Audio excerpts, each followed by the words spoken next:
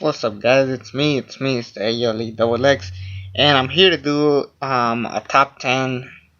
I'm gonna do a lot of summer top 10 lists, like, or maybe best of in general, like top 10, maybe not top 10 movies, maybe top 5, because I didn't see that many.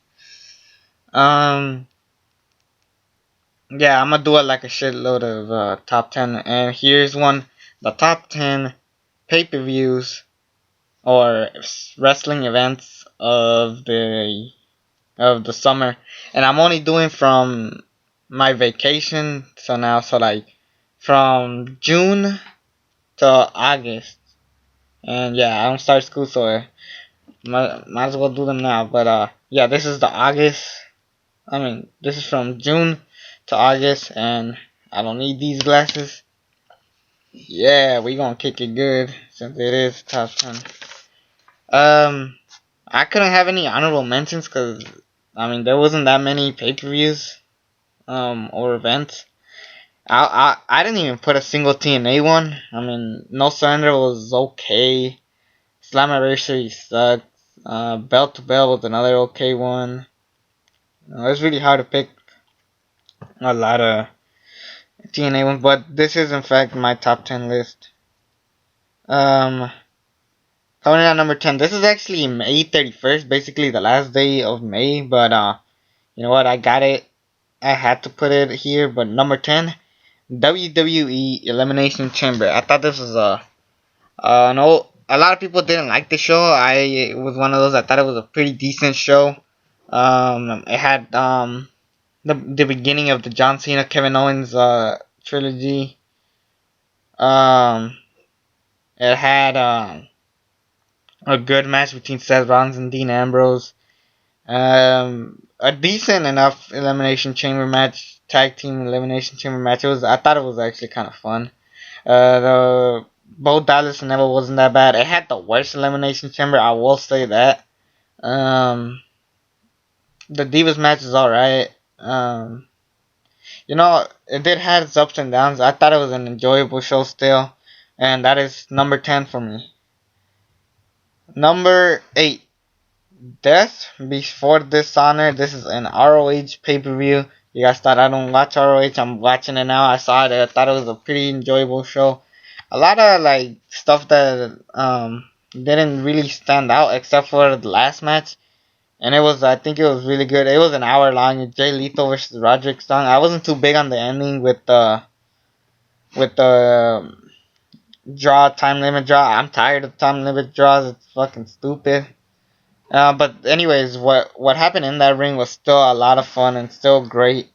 Um, the interference was kind of annoying, but it was still a really great match, and just that match alone puts it in the in number 9 for me. There was also other good stuff like the Briscoes versus RPG Vice, uh, the Addiction, Redragon, War Machine Kingdom tag team match. That was a really good match. A lot of other stuff was okay here and or good. Coming in at number 8, I was gonna give this an 8 out of 10, but I couldn't because of the main event, and you might know which one I'm talking about. The Beast in the East. This show really was amazing. I mean, it had a great squash match with Brock Lesnar and Kofi Kingston. The dream match of Chris Jericho and Neville. The Divas match wasn't that bad. But the main thing that really made it stood out was, to me, one of the best matches of the year. And yes, I'd still stand by giving it 5 stars. Finn Balor versus Kevin Owens. I mean, think about it. It took place in Japan. The whole story of this match was that it took place in Japan. The celebration was going on. It was just a great moment for Finn Balor. It was, I mean, Kevin Owens looked strong. I mean, mocking John Cena. This was one of the best matches of the year. Why the fuck didn't it main event the show? I have no idea. Instead, they gave the main event to John Cena, Dolph Ziggler, King Barrett, and Kane, which is bullshit. I really do feel bad for Dolph Ziggler. I don't feel bad for John Cena because he's always in the top, or Kane. King Barrett, I don't know who the fuck that is. That ain't the fucking Wade Barrett that I liked. Um, So yeah, anyways, it was still a fun show, worth watching. Um, Coming in at number 7, ROH Field of Honor. A lot of good stuff. Adam Cole, Christopher Daniels, Jay Lethal, and Shinsuke Nakamura versus the Redragon. I mean, put the Redragons in a tag team match. These guys are fucking amazing. Kazuchika Okada versus Roderick Strong. I thought that stole the show, either that or the main event. A lot of other good stuff. Honestly, I did not know about this show because, as you know, I was at Belmont Park with my friends. But yeah, it was still a fun show. I mean, I didn't see it until like the Tuesday after Monday Night Raw. So yeah, I had no idea about this show whatsoever. But yeah, like I said, it was still fun, and it's in my number 7. Number 6, Money in a Bank. WWE's Money in a Bank. It had a fun Money in a Bank match. The Divas match was actually good for what I thought, and other good shit here and there. But the two main events, the double main event, really are the things that stood out for me the most. Obviously, the Kevin Owens John Cena rematch, which stole the show by far. It was one of the greatest matches for both these guys, if not the. The ladder match between Dean Ambrose and Seth Rollins, I liked it. It was kind of old school, using one ladder in particular, fighting outside. And, it was just a really fun match. A lot of people hate on it, but I thought it was still a great match. One of the best matches of the year. Yeah, Money in the Bank had two of the best matches of the year, so when you have some of the best matches of the year, it's a good show. And now we're down to the top 5. Coming in at number 5, I really wanted to switch this to number 4. I just couldn't. But, and it is WWE SummerSlam. What the fuck? I don't know what that was all about.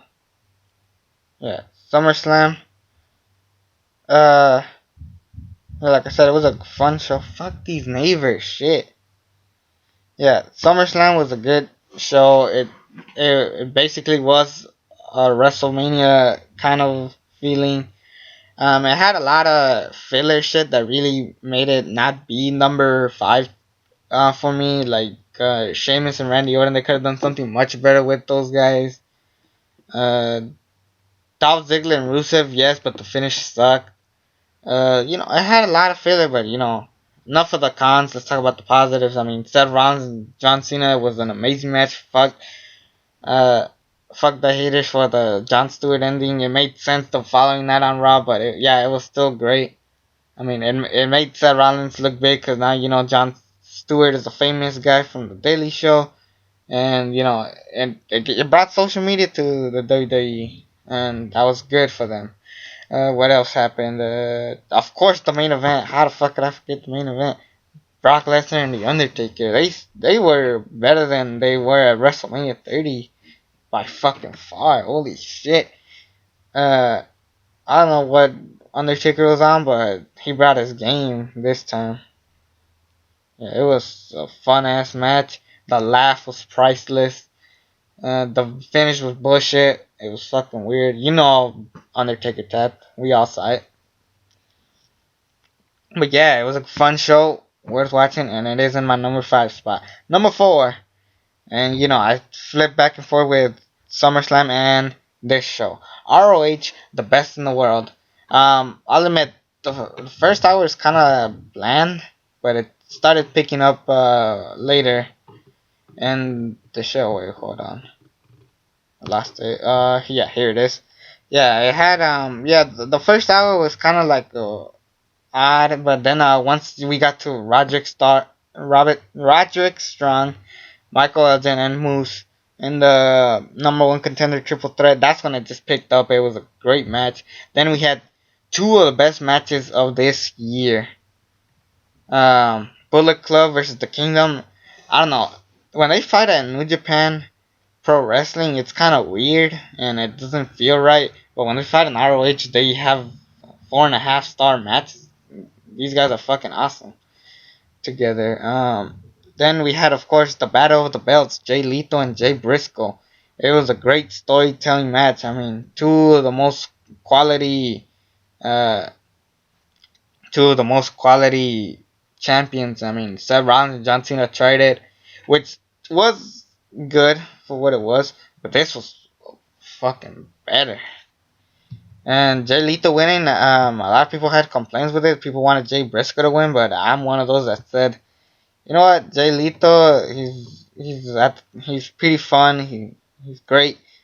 Give him the win. And then number 3, 2, and 1. Honestly, I had a lot of like, oh shit, which one should I put number 1? It was like a struggle to put only one of these at number 1, but yeah, if I could put all 3 of these next ones at number 1, I would, but I can't. I gotta play by the rules. But coming in at number 3, this ain't really a pay-per-view, but it is in fact a worth watching show, and it's 2 parts, and you might know which one I'm talking about. Coming in at number 3, Ultima Lucha. What more hasn't it said? It started off strong with a great false count anywhere match between the Mac and the Cage. The Disciples of Death and Team Evilise, they said the match sucked. I thought it was a fun match. For what it was. It could have been better if Evilise wasn't injured, but they still managed to pull it off for story-wise. Drago and Hernandez was fun for what it was. Johnny Mundo and El Patron had an amazing rematch. Melina coming back. Pentagon Jr. and Vampiro had a surprisingly amazing, holy fucking shit, Cero Miedo match. The Aztec Medallion match was fun. Mil Muertes and Prince Puma stole the show and had a great main event and a great send-off to say, bye-bye Lucha Underground, we'll miss you. This was a perfect way to set up what's next for Season 2. Plus all that other good stuff that happened at the end. It was basically like the end of the credits of what's next for them. You know, Team Evilise is like saying that they're going to get the titles back. The best of 5s, both Drago and Aerostar shake hands. Dario Cueto leaves with one girl with his brother. Vampiro and Pentagon Jr. are teaming up. What's next for them? The really only complaint was Blue Demon Jr. versus Tejano, but it wasn't their fault. It was basically because Chavo Guerrero was injured, so they had to change it. But it just felt fucking weird, and it really fucked it up if Chavo never got injured. And this could have been easily a 10 out of fucking 10. But coming in at number 2, another show that could have been a 10 out of 10. I might even give it a 10 out of 10. Yeah, because there's one match that really wasn't that bad. One was, well, what you expect. And everything else just good to great. And that is NXT TakeOver Brooklyn. This is basically NXT's versions of WrestleMania. Great theme song, great arena. So much better than the SummerSlam watch for some fucking reason. Like, why didn't you just give SummerSlam that arena as well? It could have been fine. I mean, shit, they pulled it off. But yeah, it had 2 of the best double main events. The second best double main event behind Wrestle Kingdom 9. But this ain't about Wrestle Kingdom 9. This is about NXT TakeOver Brooklyn. You know, you had the debut of Apollo Crews. Jushin Thunder Liger's debuted in the WWE ring. The Vaudevillains gained the championship. Samoa Joe and Baron Corbin was a surpriser. It was still not that great, as people like to say. Apollo Crews' debut was awesome. And of course, the double main events. Bayley and Sasha Banks, the greatest women's match of all time. And Finn Balor and Karen Owens, one of, or not the best ladder match this year. I mean, it was hardcore as shit. It was basically what we wanted. If blood was in the match, it would have been fine. But easily Bayley and Sasha Banks stole the show that night. It really did. I mean, that is how you want to book a Divas Revolution, guys. And it was fucking great. Coming in at number 1. And chances are you already know which one it is. And it is, of course, New Japan Pro Wrestling's Dominion 7.5. I mean, it had to be this. This is this is probably the best show of the year, if not Wrestle Kingdom 9. I mean, New Japan Pro Wrestling has amazing matches constantly over and over and over. I mean, we had the rematch with Kushida and Kenny Omega, which stole the. It didn't steal the show, but it was just as amazing. It actually kicked the first match's ass from Wrestle Kingdom 9. This one was a million times better, and it was fucking perfect. Um, what else? Hiroki Goto and Shinsuke Nakamura for the Intercontinental Championship was fun. The Bullet Club and the Kingdom matches, I mean, like I said, they were better in ROH, but still good. Honestly wish Hiroshi Tanahashi did something better here. The Young Bucks, the Redragon, and the RPG was fun. You know, a lot of great shit. But of course, the main event, one of the best matches of the year, Katsuchika Okada versus AJ Styles. It was almost 5 stars. It really almost was. If it wasn't for that like mini interference at the beginning with the Bullet Club, but yeah, it was still a really good match. And fuck, and the right guy went over. I actually did think Katsuchika Okada deserved to win. I mean, after AJ Styles just beats Hiroshi Tanahashi out of nowhere, I think Katsuchika Okada deserved to win. I mean, AJ Styles is already the most popular guy there. Katsuchika Okada, he's famous in New Japan Pro Wrestling, but he's not really that famous in the US. Maybe not even in the UK, but it was perfect for them to win. This was the best show of the summer. What are your guys' thoughts? Comment below. Let me know. Like this video. Subscribe if you haven't already. It's me. It's ALE XX. I hope you like that top 10 list. And until then, I'm out.